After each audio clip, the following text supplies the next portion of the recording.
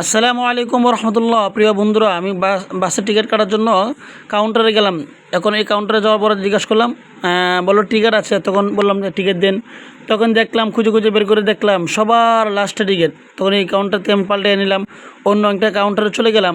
গিয়ে দেখলাম এখানে কি উনি হঠাৎ করে দেখি কাকা আসছে। আমি জিজ্ঞাসা করলাম টিকিট আছে? হ্যাঁ টিকিট আছে। কত নম্বর আছে? D1। ঠিক আছে কাকা, আমার নাম আছে। টিকিট কেটে দেন। গাড়ি কয়টা বাজে ছাড়বে? রাত্রে 12টা। কয়টা বাজে যাবে মহাখালী? 4টা বাজে। ঠিক আছে, এটা তো ভালো হবে, টানা টানা চলে যাব। কাকাকে বললাম টিকিট কেটেই ফেললাম অবশেষে। তখন কি করব, আমি একটা ভিডিও করলাম, যে দোকানটা একটা ভিডিও করি। আমার বাসার নাম কিন্তু দুলা, যে গাড়িটাতে আসছি খুব ভালো টানেছে, গাড়িটা অত্যন্ত ভালো। আমি কিন্তু অবশেষে মন চাইলো আমি ফুচকা খাবো, ভাবতেছি ফুচকা খাবো নাকি চটপটি খাবো। তখন ভাবতে ভাবতে আমি ভাবলাম চটপটি খাবো। তখন দেখতে পেরেছেন আমার হাতে চটপটি আছে। এখন আমি চটপটি খেয়ে বাসায় উদ্দেশ্যে যাব। তখন বাসায় গিয়ে বললাম চটপটি খেয়েছে, বাসা সবাই রাগ করেছে, হ্যাঁ একা একা কেন চটপটি খেয়ে আসলাম। যাক আলহামদুলিল্লাহ। আমি কিন্তু দেখতে পেরেছেন আবার কাউন্টারের মধ্যে চলে আসলাম। রাত্রে 11টা বাজে। আমি গাড়ির অপেক্ষা করতেছি যে গাড়ি কখন আসবে, আমি গাড়ির মধ্যে কখন বসবো। এত গরম ছিল। তখন হঠাৎ করে দেখলাম গাড়ি আমার সামনে দাঁড়িয়ে আছে। কী করলাম, সবার আগেই আমি গাড়ির মধ্যে চলে গেলাম।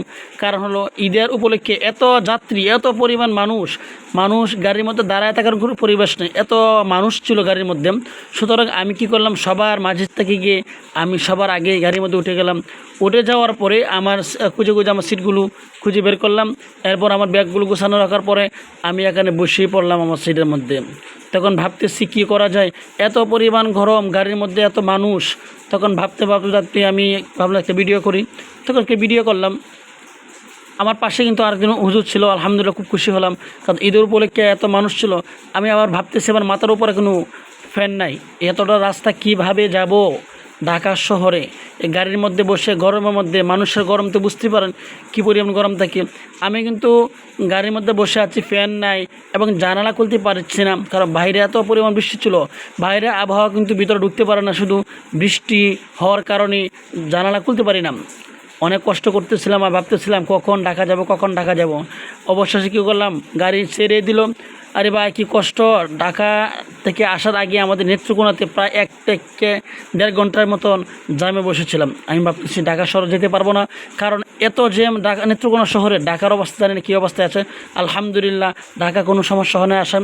এরপরে মহাখালী থেকে যখন আমি গুলিস্তান আসলাম, তখন আমি লেগুনাতে উঠলাম। লেগুনাতে উঠে আমি বাসার উদ্দেশ্যে রওনা হয়েছি। আলহামদুলিল্লাহ সুস্থভাবে এসেছি, লেগুনা থেকে নেমেছি। আমি এখন বাসার দিকে রওনা হয়েছি, কারণ যেহেতু আমার কাছেই বাসা, সেজন্য আমি রিক্সাও নিয়ে নেই, কোনো গাড়িতে উঠি নেই।